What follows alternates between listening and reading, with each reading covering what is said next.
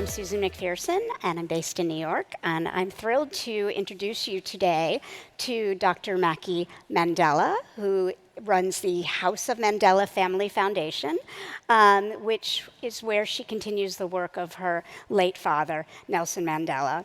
We have Nishita Henry, who is the Chief Innovation Officer for Deloitte, a sponsor here today. And then we have Vikram, who is the Vice President of Policy and Strategic Affairs at Postmates. And last but not least, we have Vlen Truong, who is a founder of her own consultancy, which we'll tell you more about when she comes on. So without further ado, we'll bring them on stage. Thank you.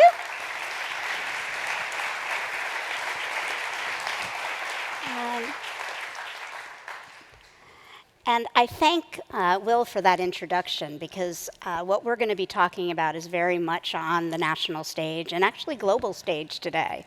And interestingly, diversity and inclusion used to be specifically an HR function. It probably wasn't even talked about that much on the societal level. And it was always one that was a defensive position. How can we ensure our teams are meeting diversity standards? How can we be sure we have the right policies in place and procedures so that no one gets offended or feels excluded? But no more. D&I is now a core business strategy, not just internally for the company's culture, but in a way, the way companies approach challenges, create products, and think through the implications of their work. Internally, we've seen companies shift language around belonging. This isn't just about checking boxes or setting goals, but about creating environments where employees can be their true selves and authentically thrive.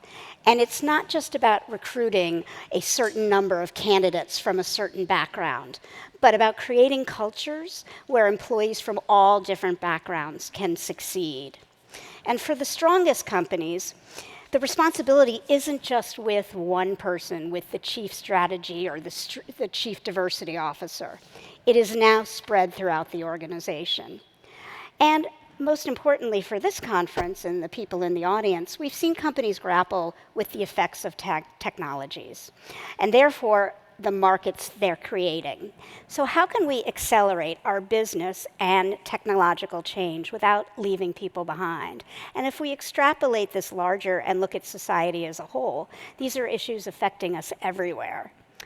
So I want to turn it to our panel, but I first want them to just talk maybe 1 or 2 minutes about the work that they do, because each of them are doing extraordinary things in the world and places where they spend most of their time.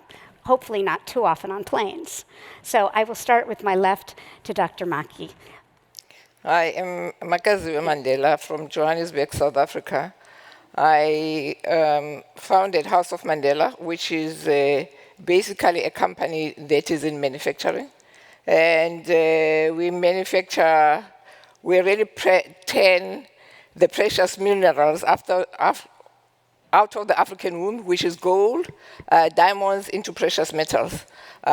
Because we believe firmly that we have to change the paradigm, that Africa is a producer and a consumer of goods that are actually made as finished products overseas in Western countries. But we also founded the House of Mandela Family Foundation, which its major focus is on agriculture and food security. And we're building a teaching farm in rural parts of South Africa because we believe it is through agriculture that we can turn the situation in Africa and move a lot of people out of poverty. Excellent. Thank you. Nishita? Thank you. Hi, I'm Nishita Henry. I serve as our Chief Innovation Officer for Deloitte Consulting. And what that means is that I am responsible for cultivating our external ecosystem, which includes startups, technology companies, and innovative talent, and connecting them with our network to create new solutions that match our strategic priorities and enable our clients to meet their strategic priorities in the market. And so I'm very keen on kind of making sure we understand the net new technologies being being developed? How are they going to impact us as a society and as an organization? And how do we use those to impact the things and the missions that are important to our clients? Thank you. Vikram. Yeah, hey everybody, thank you for having us. My name is Vikrum Aiyer. I'm our vice president at a company called Postmates. Not sure if everyone's familiar with it, but it's an app-based technology that allows you to get goods on demand in your community. A lot of people use it for food-based delivery and other goods delivery. The reason that I'm interested in this conversation is that I oversee all of our regulatory and legislative conversations, and one might think, why does a burrito delivery app require that? But really, the answer is simple. I think this conference addressed in numerous fora what the future of work looks like. Yeah. But when you think about this vast tonnage of workers that might be Uber drivers or Postmates drivers or other forms of drivers, the power of the internet and an idea really allows all of us to work by ourselves or really have a low barrier of entry to work. So I've been working with a few governors in this country about how can we restructure a new safety net for those low-wage workers that don't necessarily plug into a full suite of benefits in the way that America's safety net has been built since World War II. I think thinking about radical inclusion, about applying how you build up and lift up more and more workers, even if you're a tech company, is really paramount and key to our conversation today. Hear, hear. And Vien. Good morning, everyone. Morning. Oh, still waking up. Hi. I got here really far away today, across the bridge from Oakland, California. And yes, thank you. I grew up there. And growing up in Oakland has really helped me understand the world. It's one of the most diverse places in this country. It's also one of the places where we're dealing with a whole lot of problems. I grew up in a community, 94601, Fruitvale, California, which was infamous because that's where Oscar Grant was murdered. And Oscar-winning movies were made about it. But because I grew up there, it has really informed my understanding of the world. We have problems like poverty and pollution that are so systemic and endemic to the problems that we are seeing and feeling daily. And so my work is around how do we actually create solutions to poverty and pollution. I know it's audacious and crazy, but thus far in the last 10 years, I helped to lead a coalition that has led to the largest fund in history to invest in low-income communities to green up. Not from taxpayers, but to take from how do we tax the biggest bad actors, big polluters, and invest in low-income communities. So it's created $9 billion with a B so far since 2012 when it got passed. I also helped to lead the coalition around electric vehicles. How do we incentivize and subsidize electric vehicles and get California to 1 million EVs within 9 years? We're well on our way now. It got passed in 2015. I continue to do this work. I pass policies globally, federally, statewide, and locally. So I've been helping to work with the Obama administration, I just came back from Guam and Cuba. We also are working to figure out how do we actually support companies in doing that across the country. Currently, I'm helping Tom Steyer write his climate justice policy, and if you guys haven't seen it, you guys should take a look, because the work now is about how do we begin to bridge the work that you guys are doing in technology to what's happening in the public sector. How do we make sure that we're bridging the conversation that's happening here to what's happening in my community in Oakland? So it's the work I do. Well, as you can see, it's a wildly diverse panel, so we were very inclusive today. So my first question, I'd like to start with Dr. Mandela, and that is, in your mind, what does a radically inclusive future look like? And you can, big sky, and how can technology help us get there? I think first for me, a radically inclusive society has to truly include everybody in society at different levels and different sectors of society. If you are really going to create a better world for all, it cannot just be a meeting of minds here in this room. It has to include people who do not look like us. And radical change means we have to have a deep courage to actually change and to embrace people who do not look like us. Because as I travel from the airport with my daughter into this hotel, just the street reminded me so much of South Africa. And South Africa is not as developed as this country. And if we are going to talk about change, my father always said charity begins at home. It has to start in our backyards by doing acts of kindness. So for me, a radically inclusive society is a society that is defined by the values of compassion, of sharing, of caring, of love. And people are not born hating other people. No. We are taught to hate, and if we are taught to hate, that's what my father said, we can be taught to love. And so we need to work. We can't just talk, prophesy about inclusiveness. We have to follow with action to be an inclusive society. And it really takes a lot of courage. It takes changing ourselves from the inside to the outside to embrace people who are different from us. No, and that is that the human that you are at home is the human you are at your workplace. So you're making a very, very important point.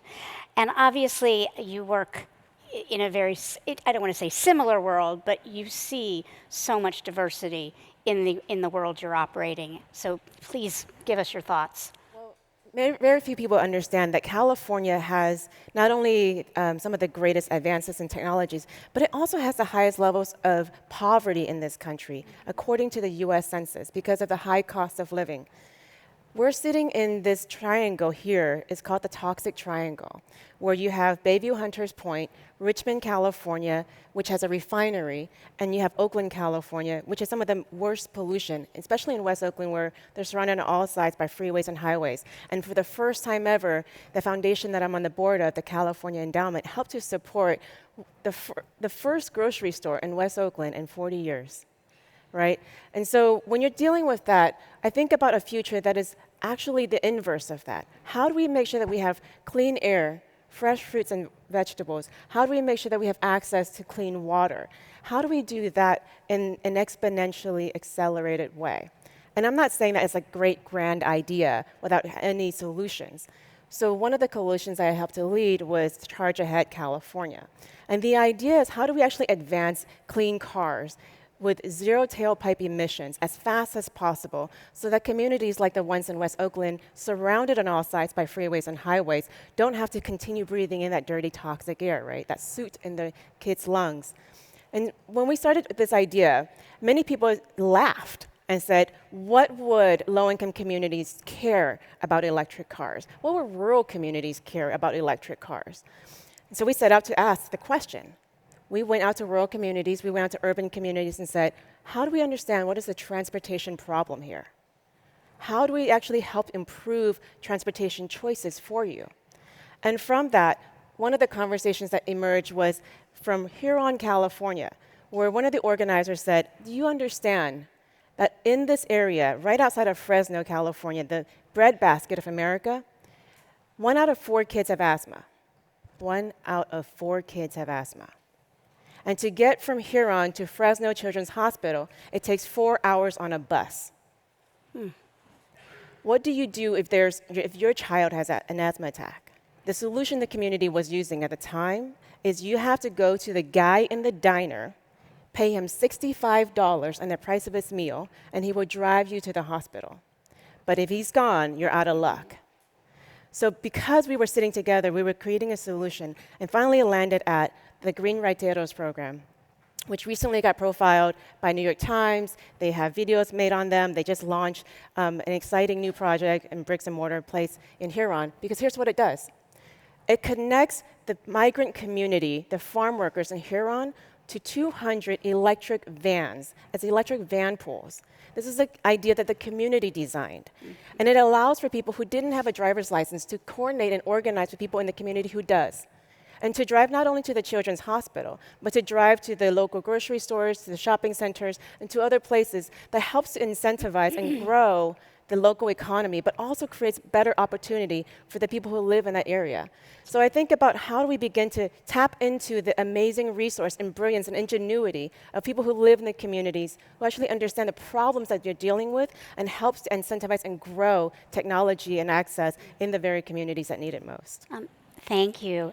Nishita, obviously we're talking about like wide swaths of people, and obviously Deloitte is a huge company, but how are you seeing the radical changes, and how can you make radical change within Deloitte? Yeah, so I think one of the things we have to be really cognizant of is the impact of technology, right? And so a lot of us in this conference have talked about the impact of AI and big data and how is it used, right, to empower us, and how do we make sure that we're using it in an ethical fashion. And I think as we think about a radically inclusive future, we have to also be cognizant of the challenges that are out there. And some of those include things like, 25% of rural communities still don't have broadband access. Right? So as we're thinking about creating all this technology, how many are being still left behind because they don't have access to it? We have to think about the fact that, Melinda Gates said, technology is a sea of dudes. And, hey, what are we doing about that, right? 17% of computer science graduates are women. 17%, and that's in today's world, right? And it hasn't gotten better. It actually has come worse. down. Yeah. It's come down. It used to be in the upper 30s. And why is that happening? And how do we include more women in the design of these technology solutions? Because when you think about AI making decisions, using data, being programmed and trained, if you don't have a diverse set of people doing that training, providing that data, right, you come out with biased outcomes. Other things are even using historical data. If it's a known fact that blacks are actually criminalized more for the same crimes than whites. So if you use that data to inform how people should be judged and sentenced, you're already creating bias in the system. So recognition of those things is incredibly important for us to be able to do something about it, right? And so what we're doing a lot of is we're actually creating a tech ethics practice that focuses on the implications of those technologies on ethical behaviors. And every one of our programs, right, needs to have a tech ethics plan and an approach in order for us to know how to address those. So that's one thing that we're doing around that. Thank you. And Vikram, yes. So I completely agree that taking stock of the downstream impacts of all of these technologies is really important. I'm sort of reminded, as Dr. Mandela pointed out, that you kind of need to take, whether it's your community backyard or your country, this sense of lifting up and redefining what that can be about in terms of either them being more of an economic competitor or them being a more mindful technologist. The problem that I see day to day, and the gentleman that kicked off this panel pointed to the Business Roundtable's declaration this week, is that there is still one structural challenge to any one MIT graduate or college dorm room coder, tinkerer, or entrepreneur CEO of adjusting their mentality, and that's the problem of short-termism. If we constantly are driven by returns on shareholder profit when you're publicly traded, or even the venture community funding these conversations or these ideas in spurts in which they need an ROI on their monetary value, there's no way for us to conceive of what the actual implication is in terms of what the ethical impact could be, right? And frankly, it's challenging. So if you're tinkering with the machine learning algorithm in a coding boot camp or just on your own or at work, it's really hard for you to see 5, 10, 15, 20 years down the line, and there's no financial incentive to drive that. Similarly, it's very difficult for people to be empowered by a lot of headlines. If you are in that world, if you are aspiring to work in any of these spaces, in automation, in the gig economy, if you work in data and traffic in data, there's a rising tide of headlines that really poo-poo that type of work in terms of what that bias will lead to, what the job loss will lead to, what an undercutting of a worker's protection of Bill of Rights would lead to. And so I think what radical inclusion from my perspective is certainly trying our best to come up with a new set of measures of what it means to have a return on investment. And I don't mean that as a talking point. I mean that even if we talk about money going into businesses, how you actually calculate for the ethical practices that you pointed out. It also means as an economy, every time the White House put out jobs numbers and says that the GDP is at X, job growth is at Y, it's not capturing all the efficiency gains or the displacement that is being realized through automation. So maybe even our macroeconomic indicators need to be created or be rejiggered. But I think one core aspect of this that can really change the game, since government is a driver of these concerns, at least from a top line headline level, is that inclusion to me means, and we were talking about this briefly, government needing to build more empathy for technologists and technologists needing to build more empathy from government. Prior to my role at the tech company I'm at now, I had a chance to work on the economic team in the Obama administration. And the more and more that I see the rate and pace of tech and the way it moves and the way that government moves, you're inherently at odds. But I think the more people that you end up bringing in, not only to be radically different looking and from different backgrounds and from different genders and different corners of the world, but that also understand different processes of both regulation and innovation, the more you're going to be able to mind meld this notion of seeing around the corner and not just seeing what's the quarter of a quarter profit. I think, Vikram, you need to go work in Washington. This came from that. Yeah. I think we'd benefit from that. Nishita, how can leaders create organizations where diversity and inclusion is not an afterthought? I mean, we would think at this point in 2019 we'd already be there, but other than the most innovative companies, we're not. Yeah. And I'd love your thoughts on that. So first and foremost, the tone starts at the top. Right? And I think that leaders have to make it a priority and have to voice that priority repeatedly within the organization. And I'm proud to work at an organization where our executives absolutely are committed to diversity and inclusion. And I think we also need to be real clear on what is diversity and what is inclusion. Right? And we have Terry Cooper, who's our chief inclusion officer, has a saying that, diversity is being asked to the party, inclusion is being asked to dance. And when you really think about that, right, inclusion is a sense of belonging, right? It's a sense of empowerment. It's a sense that you are valued and that you are safe and you're in an environment you can be yourself.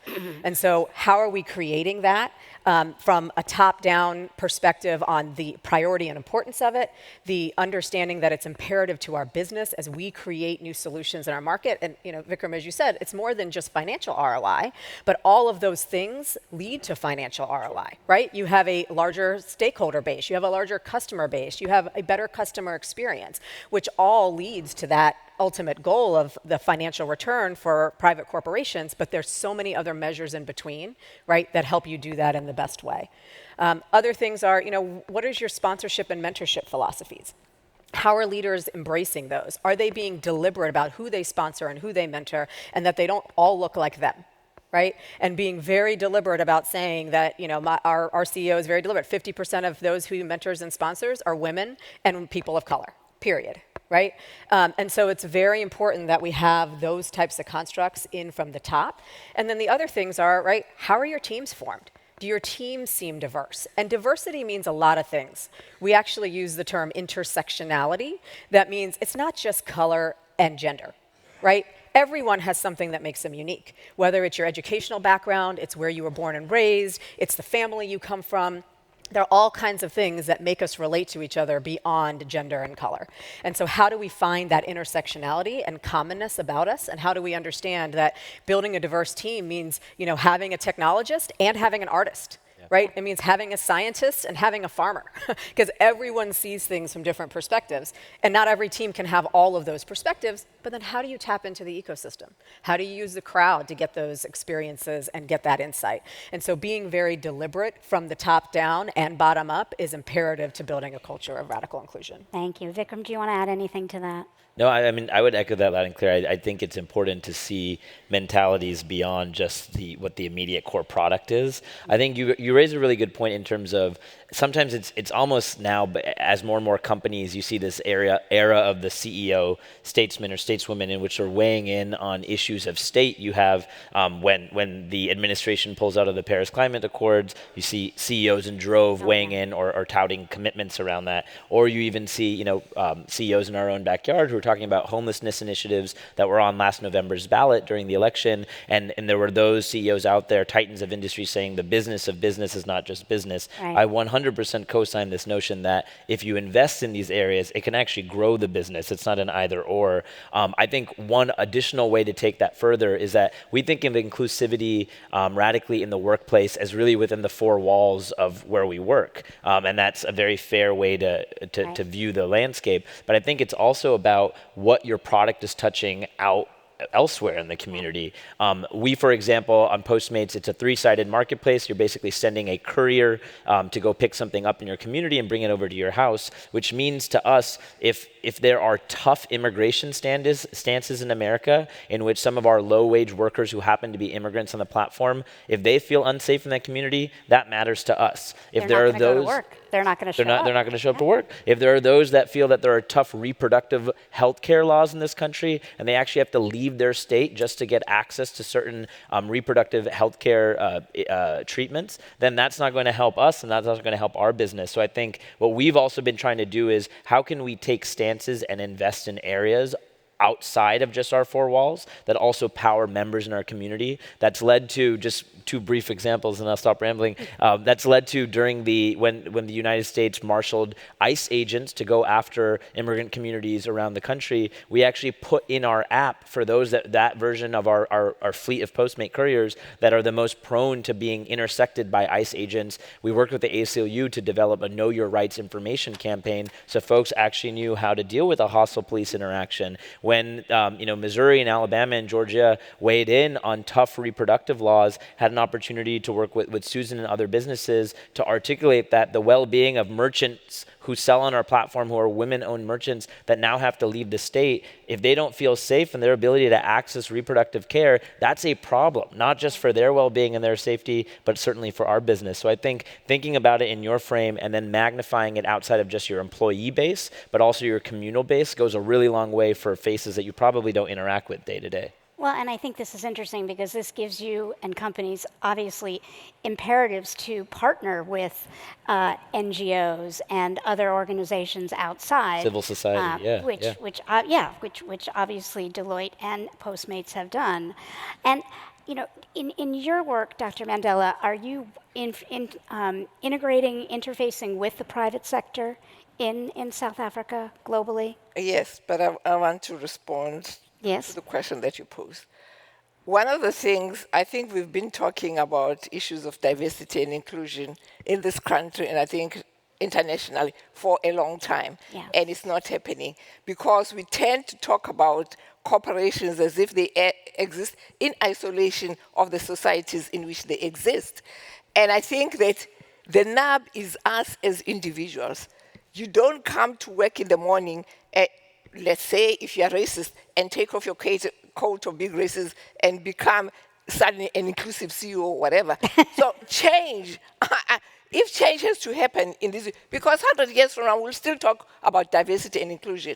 Change has to come from inside. Yes. And it starts in your home, with you as an individual, in your home, in your family, in your community, in your neighborhood. Yeah. You've got to start really being a compassionate societies, compassionate communities. We've got to start embracing people who are different from the home. Then we can it's easy at work. It becomes a habit. They're it's your normal. family. Yes, they're throughout the family. day. Yes. Yeah. And I think for me, yes, I work with different corporations. I've worked in Sponet, which a railway company. And really, the issue of diversity, I discovered is important, especially and inclusion. If you are working with your executives and you're going through the transformation process, it is important to bring the spouses of those executives inside. Because, and I'm telling you, change doesn't just happen in isolation. It happens within the context of families, because you can talk about diversity at work, but when workers, employees at high level go back home, they have spouses, they have family who don't embrace that. And so it creates a problem in a company. And I think the process of including other people who are a part of the family to be part of this change helps those at the top to embrace change very easy. But I think what we need to look at society and the society in which those companies are operating and what they're doing in actually to uplift those communities and to be part of those communities in a true sense. Yeah, I 100% agree with that. And nobody is a different person at work than they are at home. I think we pointed that out, and your environment completely influences it, right? And so it is about being a part of your community. How do you help that community? How do you get others involved? So it's not not just about the employee. And I think that a lot of this also talks about who are you recruiting and who are you bringing into your company, right? And where are you recruiting from? And where are you recruiting from, and how are you expanding the aperture of where are you recruiting from, right? We in our traditional history of Deloitte, we recruit from the top universities, right? You're talking the Harvards and the Yales and the Stanfords. But if you keep doing that, you keep getting the same kind of folk, right? And so to your point, how do we expand? And that's exactly what we're talking about. How do we get to community schools? How do we get to folks who don't have formal education but have certifications in certain things that are important to us, right? And we have to expand that to make sure that other communities continue to be involved. Excuse me. So I believe very, very firmly that Dr. Mandela is way more about the society and the community than the corporation. But, Vikram, to our points, right? Corporations have a responsibility to help society and the community come along. Well, and especially in today's environment. And I always like to quote what Tim Cook said a couple of years ago at the Bloomberg Sustainability Conference, and that was, people are made up of values, and people make up companies, so therefore companies are and have to be based on values. Yeah. And that leads right into all of what we're talking about.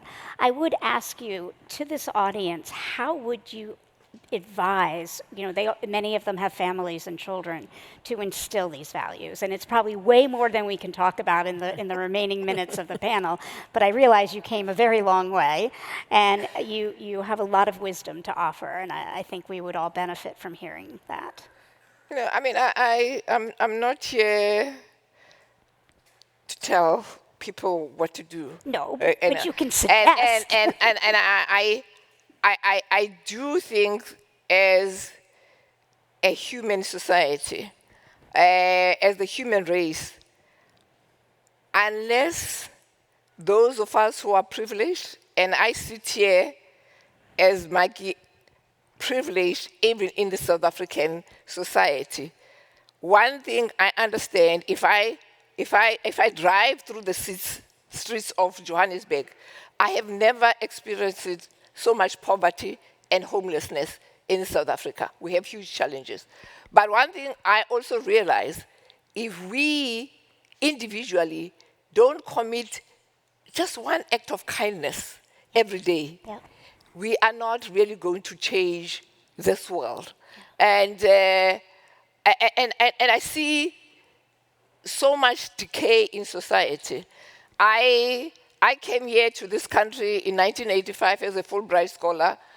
I want to assure you that the America I experienced then and the America I'm experiencing now are completely different. When I came as a Fulbright scholar, we were taken through orientation and we were told America is the great experiment. But it's a great experiment in terms of doing good. And American society is very giving. And I'm saying, what has happened to the spirit? What has happened to the pride of doing good, of exporting the kindness and good? I mean, it was America who saved Europe after the Second World War with the Marshall Plan. But why is that not applied here? If the Marshall Plan and its initiatives worked then for Germany, why can't Americans have a Marshall Plan for their own communities? I hear about urban food deserts. I think those are things that we should just be experiencing because we're emerging economies, not developing countries. And so for me, my appeal is that there is a history in this country of goodness.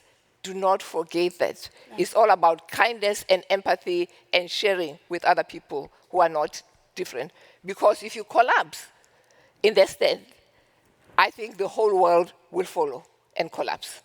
That's my only 2 cents. That's 25 cents. Thank you.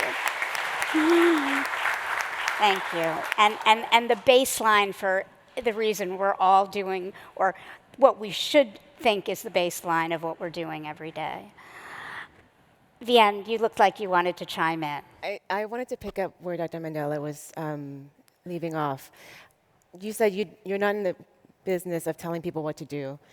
As the youngest of 11 kids who grew up my whole life being told what to do. Wait, 11 kids? Of 11 kids. I'm the youngest of 11 kids. Wow. And I'm now in the business of telling others what to do. So I'm going to be less polite. But my job is really to shape the future, right? Like my job is to develop policies and to create really big, bold moves and to really shape the future.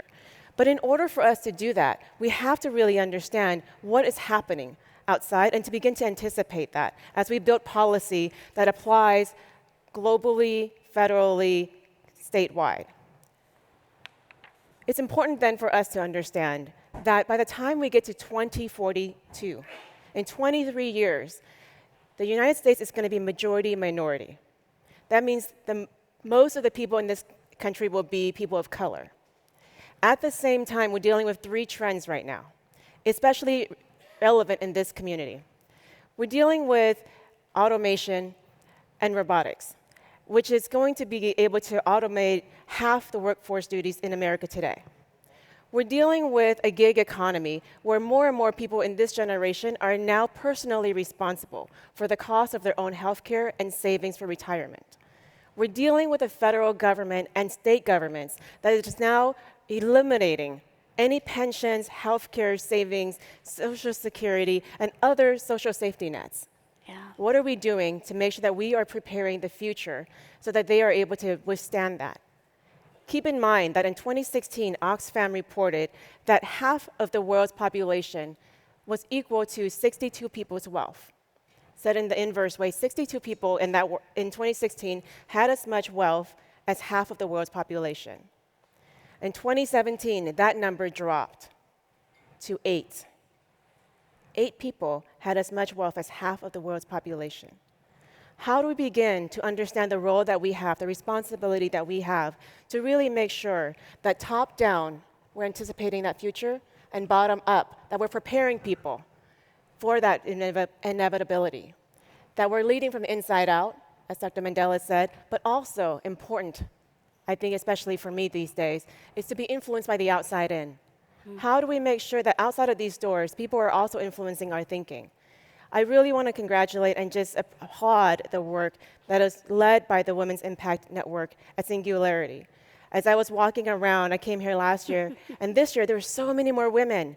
And the other women were excited about this. They were like, oh my gosh, all the women in here is so exciting. I just want to applaud the good work that was happening with WIN. And I also want to encourage us to continue to go further as a community. How do we make sure that next year, that this audience also reflects the diversity and the beauty of what's happening outside of these doors? How do we support that as a community shaping the future? So my imploration. Oh, thank you, Vien. Well, and I give a hat tip to the conference organizers because 50% of the speakers this year are female. And that for a technology conference, that's great. And go ahead.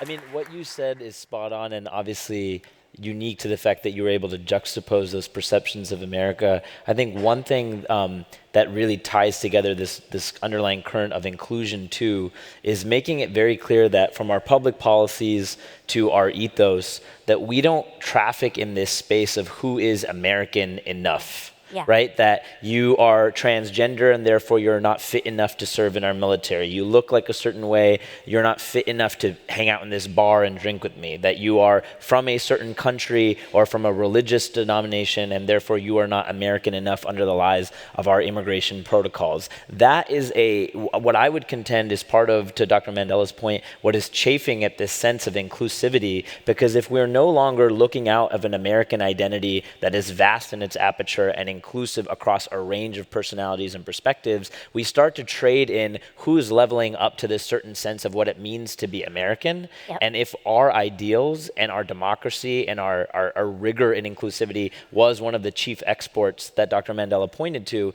then when that starts to wane at home, that starts to wane abroad. And that's not about America being up here and every other country needing to take our lead, but the way in which we rival our sense ourself in our own communities is the way in which we will actually say, hey, maybe we should build a new safety net for gig workers, because even if they're lower wage or vulnerable populations, they too deserve to have the same American reliability as full-time workers. Or similarly, if we're willing to talk about companies that take a stand on the travel ban and the Muslim ban, it's not about a corporation leaning too far out of its skis. It's about saying that you are not necessarily any more American or less American than I. And I think that ethos needs to start in the workplace, in the community, but it starts with the conversations and at home to not measure up this benchmark of what it means to be you or I in our overall identity. No, absolutely.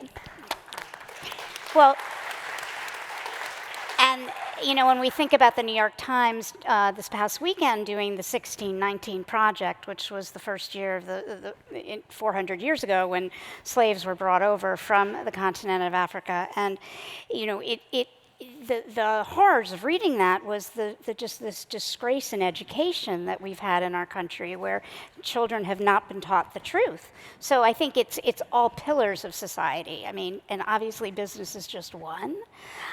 So we are about out of time, and I just want to make sure you each get a closing thought or statement, because you are extraordinarily brilliant, and I want to give you the opportunity to share with the audience one thought on how to move the needle. One thought I have for me is an ask. Okay. To Singularity University. You are holding a global summit to create a better future. And I want to applaud the work that is being done here. It's even beyond my own understanding. If you're global, I would like to invite Singularity to have the next global summit in South Africa, because you have to have a global footprint if you're global. All right. You know what I mean? It's about making these connections and these networks. Yes, absolutely. And growing by understanding other cultures. Sure. Thank you. I'm sure they would like to talk to you about that. Nishita? Well, So I have good news for Dr. Mandela. There actually is a summit in South Africa, what Singularity is doing, I think in October or November, and they're doing them around the globe. So it's a great global global commitment by Singularity, very much so. The one thing I'd leave us with is, you know, and Dr. Mandela talked about, it starts within. Right? And when we think about what starts within, biases start within and they're learned, but how do we recognize them and how do we check them? So we talk a lot about unconscious bias, right? And making those unconscious biases conscious to yourself, right? We talk a lot about inclusivity. We talk about how do we hold the standard of what's American or what's not. What do you really think in your head, right? Versus what you say out in public. And that's who you really are, right? And how do you help yourself learn and get educated to make sure that you can check those biases and make sure that you can admit, I have something to learn in this space. I should reach out to a person that I had a former perception about that may not be true. Yep. So I just encourage that to be an active thought in our head. And I say this because this morning I went to the 1619 Project that you and I talked about, and I was looking on Instagram on the New York Times' post. And I do something I swear I should never do, but I read comments. Right? I hate that I read comments because it never makes for a good day. But as I read them, I think about some of the negativity that's on them. It's purely from a point of bias of what they had learned, of an inability to want to learn something new, and defensiveness. So how do we stop being defensive and start being open-minded? Yeah, open-minded. Very good point. Vikram, very quickly. Very quickly. I think as anyone who is registered to vote in the U.S., when you take a look at candidates in this next election, you hear a lot about debates about, is Medicare for all real or not? Is college for all real or not? Put aside the politics of those policy proposals and just realize one thing. When we talk about AI, when we talk about automation, we talk about the gig economy, work is changing. Millennials, Gen Zers, Gen Yers, even gig economy workers, they're shifting jobs at a more rapid clip than America has ever seen before. If we're really going to build a safety net that's inclusive for all on healthcare and retirement, we need to decouple the delivery system of benefits in America from the only vehicle since World War II in which it's resulted in, which is full-time employment. If the tech is going to require new ethics, we're going to require new undergirding public policies that reflect that. So when you think about this at the polls, don't politicize these versions of healthcare proposals or retirement proposals, but see them as necessary consequences of the types of technologies that you've been seeing and talking about this week at the conference. Thank you. And last but quickly, they're gonna kick me off.